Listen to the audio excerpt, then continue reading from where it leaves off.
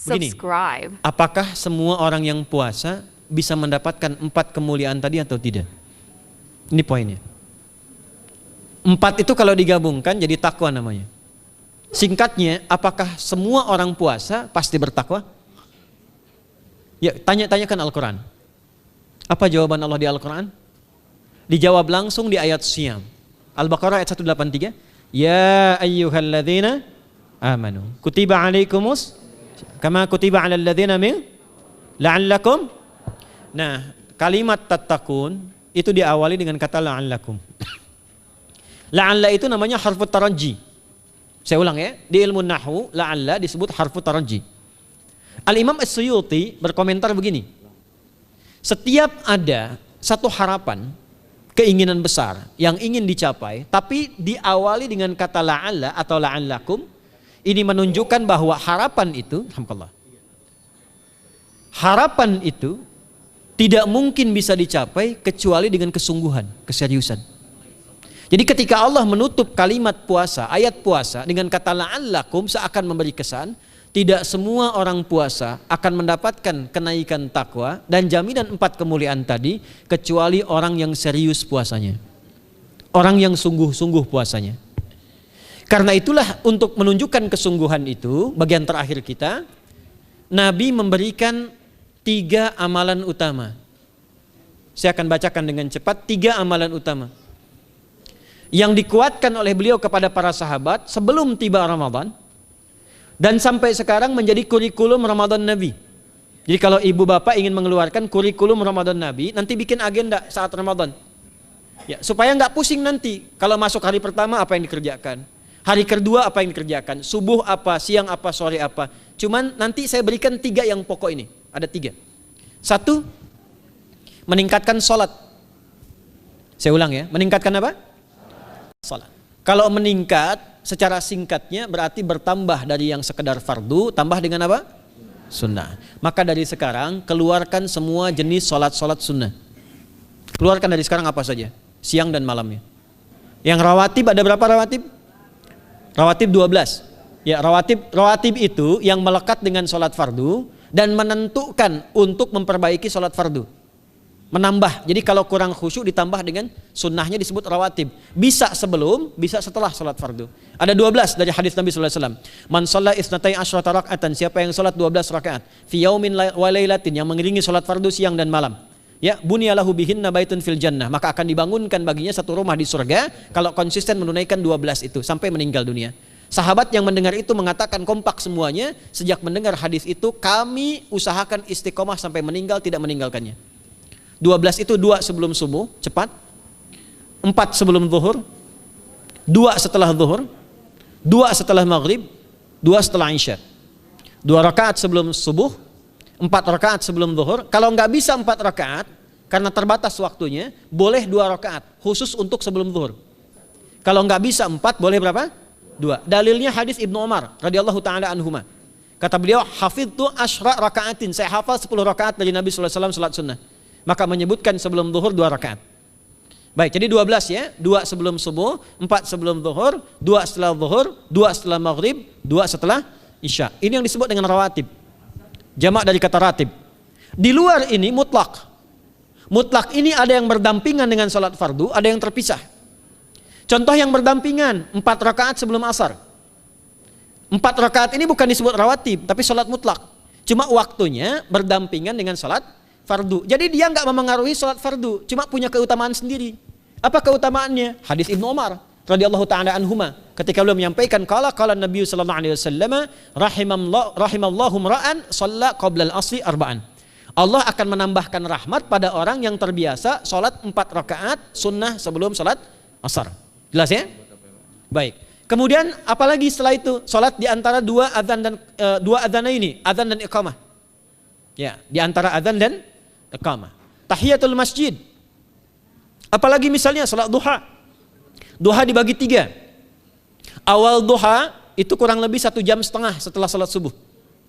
Subuh sekarang misal 4:30, maka jam 6 muncul awal duha. Namanya syuruk. Saya ulang, salat apa namanya? Syuruk itu salat awal duha.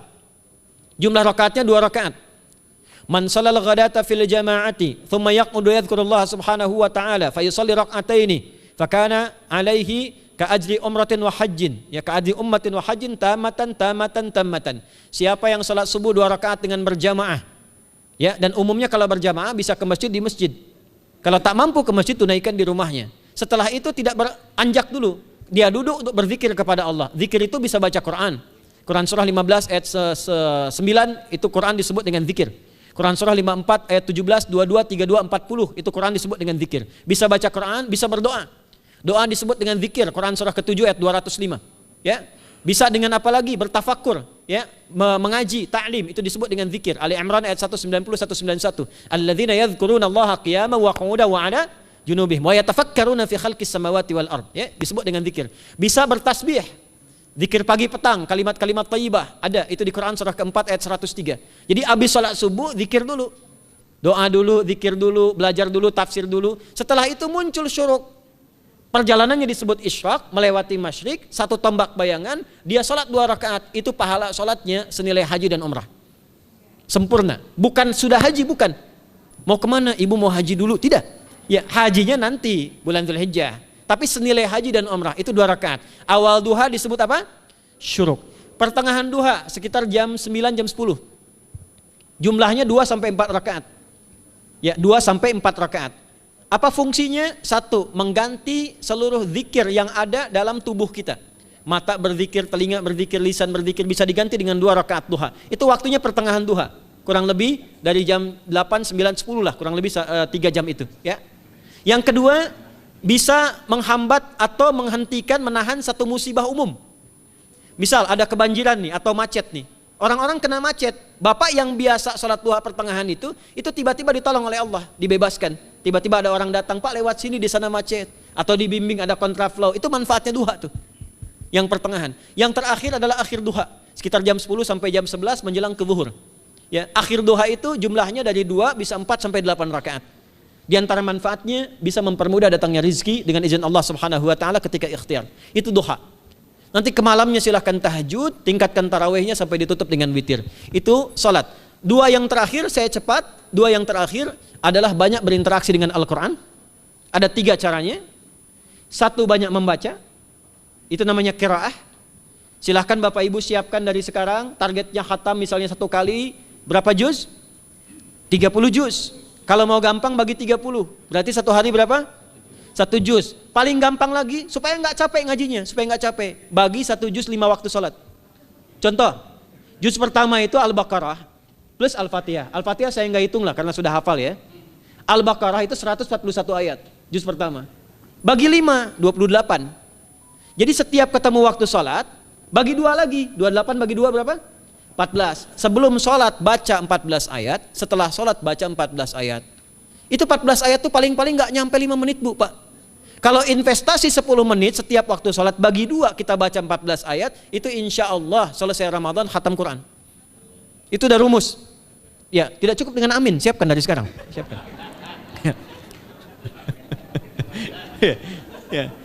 Kemudian mengkaji, kajian, tilawah. Itu tilawah itu di hadis Muslim pahalanya banyak. Ya, majtama'a qaumun fi baitin min buyutillahi. Ya, kita ngajinya Quran hadis ya, biar ya, lebih kuat dalilnya. Majtama'a qaumun fi baitin min buyutillahi yatluna kitaballahi wa yatadarasuna fima bainahum. Ya, siapa yang bisa tilawah Quran, ngaji, tafsir, keluarkan misalnya untuk Ramadan 10 hari saya pengen tahu Al-Fatihah. Itu ketika dilakukan punya 4 keutamaan. 1, ghasyiyatuhum rahmah. Selama ngaji rahmat Allah dibentangkan. Kalau pengen doa cepat dikabulkan, kalau istighfar diampuni. Yang kedua, awas ini nazalat alaihimus sakinah, diberikan ketenangan dalam jiwa. Bapak Ibu pengen di rumah tangga nyari sakinah, isi dengan Quran di rumah. Amalan terakhir infak. Ya, hadisnya dari Ibnu Abbas, Ibnu Abbas radhiyallahu taala anhuma, qala, ya, beliau mengatakan kana Nabi sallallahu alaihi wasallam ajwadan nas wa ajwadu ma yakunu fi Ramadan. Adalah Nabi sallallahu alaihi wasallam itu orang yang sangat luar biasa dermawan dan lembut. Dan bertambah dermawan lagi ketika tiba Ramadan. Apa yang dilakukan Nabi? Mensupport sahabat, siapapun yang punya anggaran untuk infak, disiapkan sebelum Ramadan. Jangan berpikir banyak Bu. Yang penting ada anggaran, 30.000 nggak ada masalah. Setiap hari 1.000, tidak harus uang, makanan. Pernah dengar hadis ini nggak? Siapa yang memfasilitasi bukaan orang puasa walaupun dengan sebiji kurma dan sehirup air, maka dia mendapatkan pahala seperti orang puasa itu tanpa dikurangi sedikit pun. Ada? Hadisnya sahih di At-Tirmidzi. Tapi bukan berarti nyari kurma ke Tanah Abang setiap hari satu. Terus minumnya satu sedotan aja ganti-ganti. Ya, maksudnya apa? Yang paling minimal kita bisa keluarkan. Itu pahalanya 700 kali lipat dikali 10. Paling standar. 700 kali itu standar biasa di hari ini. Dalilnya Al-Baqarah ayat 261 yang dibacakan Adinda tadi kita itu. Ramadan kali 10 lagi. Maka dari itu disiapkan dari sekarang untuk infak. Kalau kami di desa itu, ibu saya selalu kalau Ramadan itu RT-nya setiap rumah. Ini untuk bukaan hari ini rumah A, rumah B, rumah C. Bukaan besok rumah A, rumah B, rumah C. Boleh tuh di PWM Pak dipraktikkan. Ya, misalnya anggota perserikatan siapa dikasih kesempatan. Mungkin nanti yang lain kurmanya, yang ini misalnya jeruknya, yang ini ininya. Setiap ada bukaan ya kirim ke yatimnya, ya kemudian ke pondok-pondok asuhan Muhammadiyah yang tadi disebutkan sekian ribu itu, cari pahala.